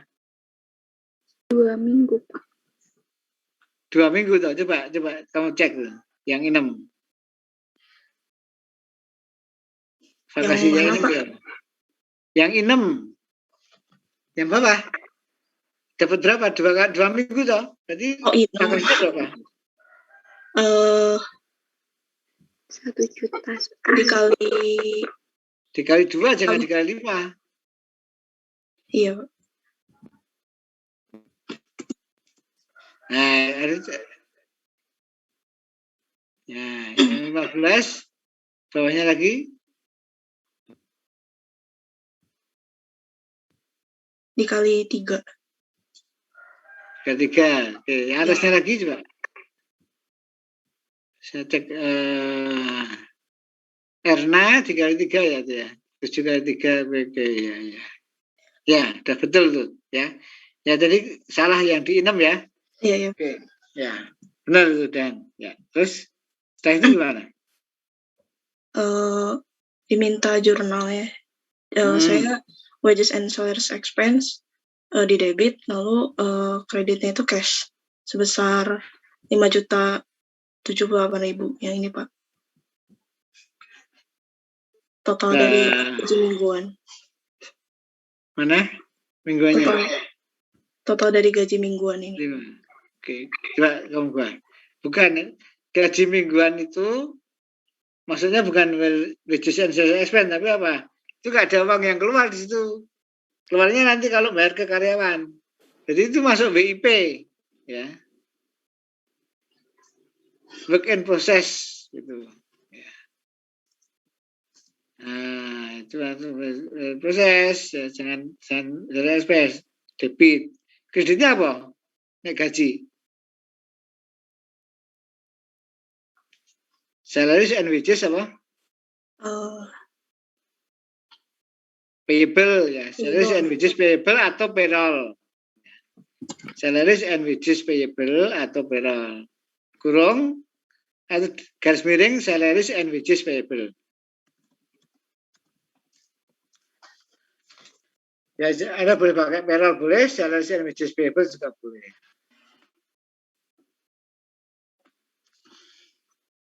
Oke, itu yang 5 juta. Kalau yang itu berapa? Yang 11, 5, 16 gimana caranya?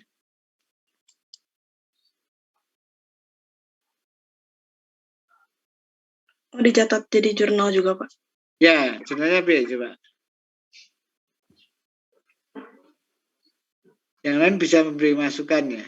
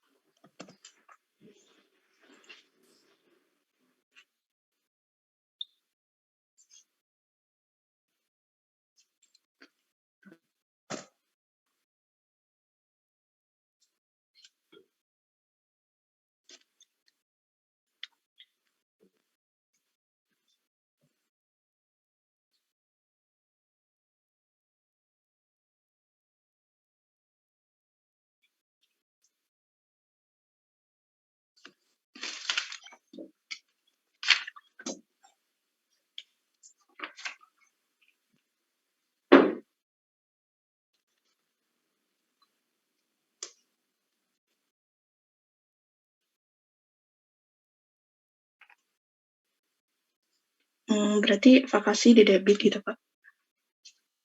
Nah, debitnya apa coba? Dan kalau dulu nanti saya koreksi kalau salah.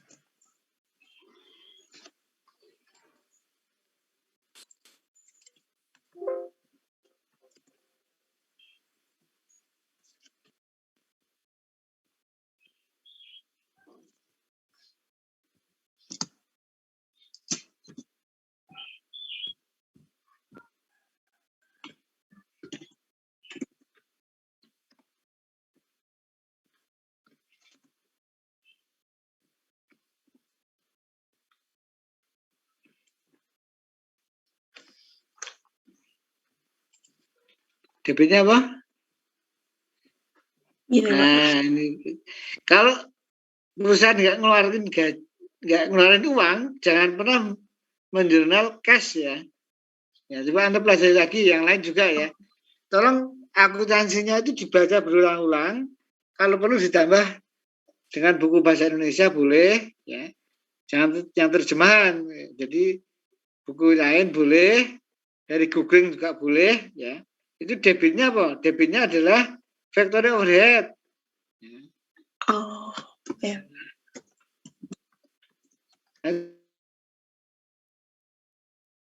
Jadi kalau saya sudah kasih bukunya apa sama silabusnya, ya nggak harus kalian jelaskan ya, Anda bisa baca sendiri. Kreditnya apa? Kreditnya Payroll, Pak, atau salaries and wages payable. vacation payable ya, utang vakasi ya, vacation payable.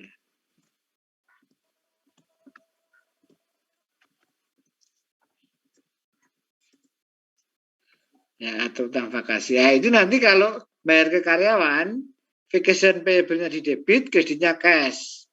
Kalau bayar gaji ke karyawan yang bukan vakasi, debitnya payroll atau sales and wages payable, kreditnya cash. Gitu. Ya, jadi itu. Ya.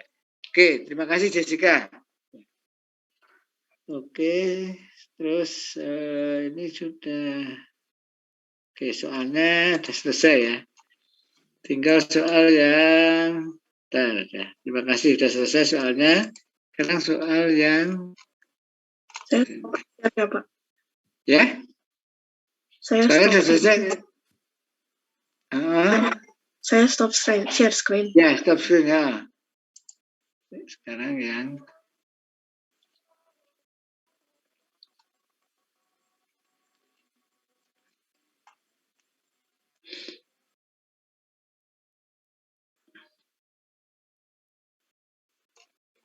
sekarang yang itu ya, apa kuis untuk yang product costing and accounting losses ya. Yang losses itu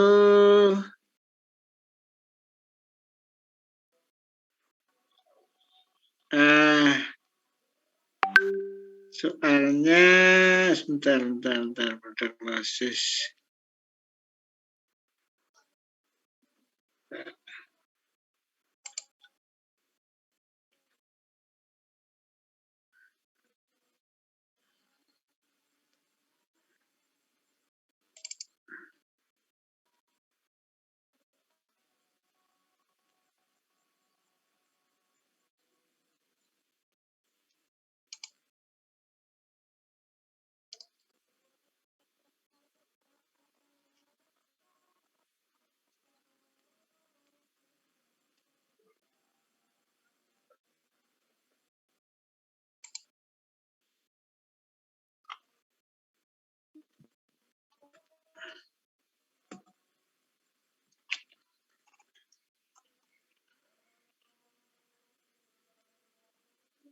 Oke, saya akan bahas yang losses saja ya, sebentar ya.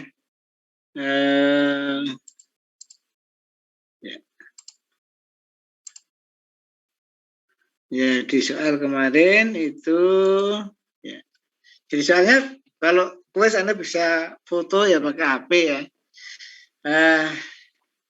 Ini apa? Perusahaan itu mempunyai dua proses produksi ya. Dua departemen produksi dengan proses cost system, maka di departemen kedua ya seperti soal yang tadi, departemen kedua ini ya, 30.000 unit dari departemen sebelumnya, ya, dari first department dan cost-nya 106.200. Berarti per unitnya tinggal 106.200 dibagi 30.000. Tambahan bahannya ini, bahan tenaga kerja overhead pabrik, kemudian dari 30.000 unit yang diterima, 25.000 unit jadi produk selesai, yang 4.500 ini selesai ditransfer ke departemen ketiga ya. Nah, yang berikutnya 4.500 masih dalam proses menjadi sediaan dalam proses akhir ya, karena belum selesai. Kemudian yang 500 itu hilang. Nah, ini bedanya ada 500 yang hilang dan hilangnya adalah abnormal. Oke, nah maka nanti ini yang dicari kemarin di kuis, tapi Anda harus mengerjakan dulu ya, seperti ini ya. Ini, oke. Ini ya, tadi apa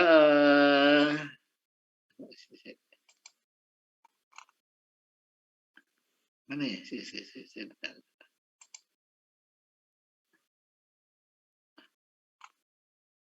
Bukan ini, 10.000 yang mana ya?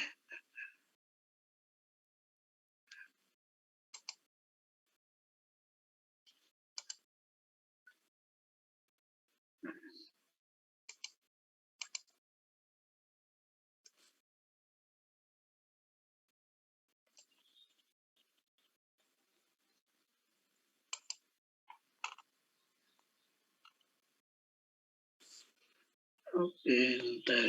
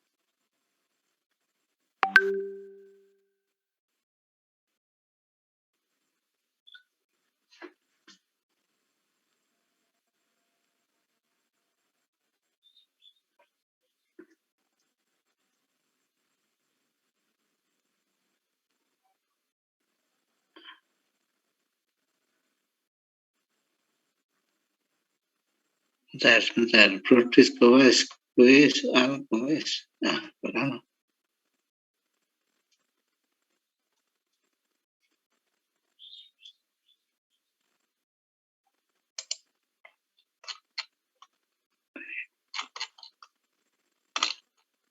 Oke.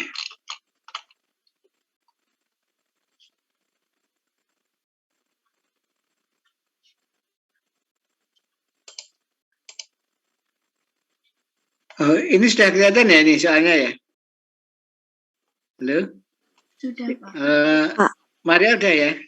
The Maria Incorporation sudah ya? Oke. Jadi ada losisnya, terus kita jawabannya itu bentar.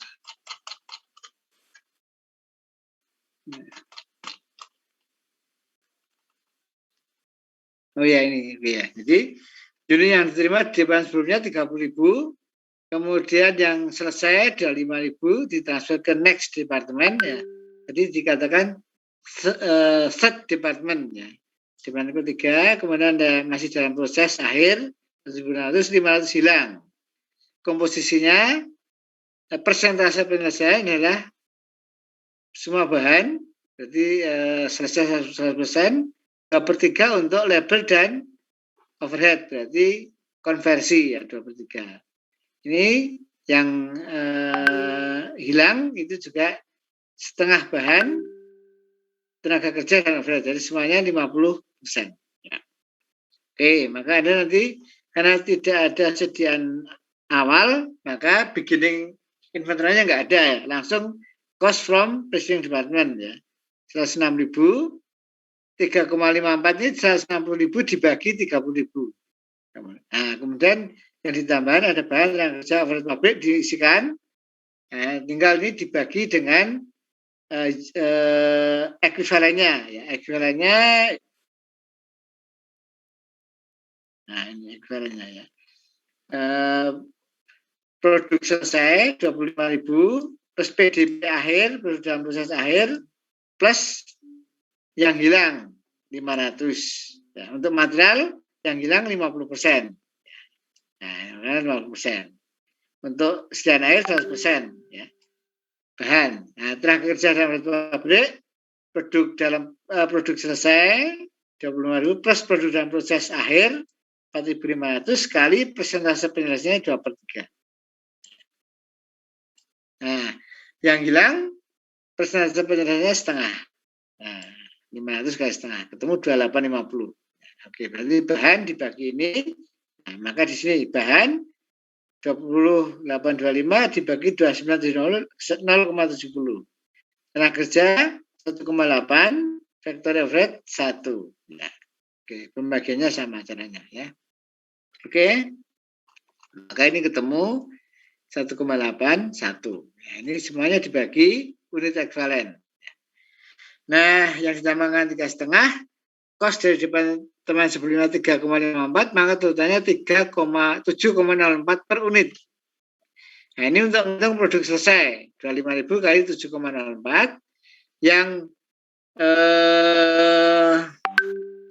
hilang itu dimasukkan ke factory overhead. Ya. Nah, 500 kali 3,54 ini, 500 kali 0,70, 500 kali 1,8 dan 500 kali 1 kali persentase penyelesaian. Yang dari proceeding 100%, yang bahan tenaga kerja overhead pabrik di departemen yang bersangkutan, yang ditambahkan di departemen yang bersangkutan itu setengahnya. Nah, kemudian work in process ending inventory, ya tadi 4.500 dikalikan dari persentase penyelesaian, purchasing department 100%, bahan tenaga kerja overhead pabrik itu 2/3. Nah, kemudian dikalikan per unitnya ini 354, 0,7, 1,8 dan 1. Ini. Oke, ketemu ini. Ya, jadi maka ditanyakan di soal produk selesainya berapa? 176.000. Dalam proses akhir berapa? 27480. Nah, produk hilang yang masuk ke overhead pabrik 2645. Oke, itu ya nanti dipelajari lagi yang di produk hilang. Saya kira itu, jadi bahannya tadi ya, sampai yang pengendalian untuk bahan. Oke? Ya. Ada pertanyaan? Kalau nggak ada, kita tutup pertemuan kita ya. Silakan di on kan, kita ambil gambarnya dulu. Ya, silakan difoto dulu Siwi atau teman yang lain, silakan.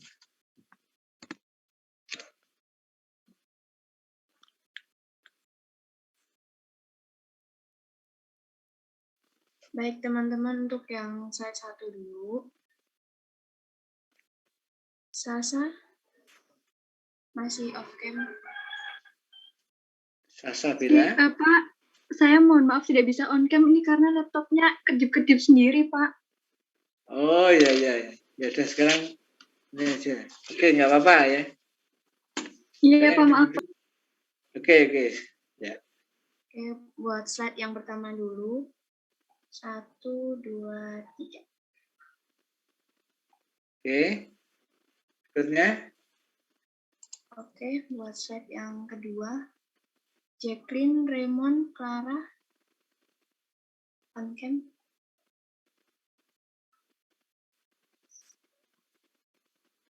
Oke, ada slide yang kedua. 1, 2, 3. Oke. Ya, terima kasih Siwi. Ya, Terima kasih teman-teman yang lain sudah hadir di kuliah.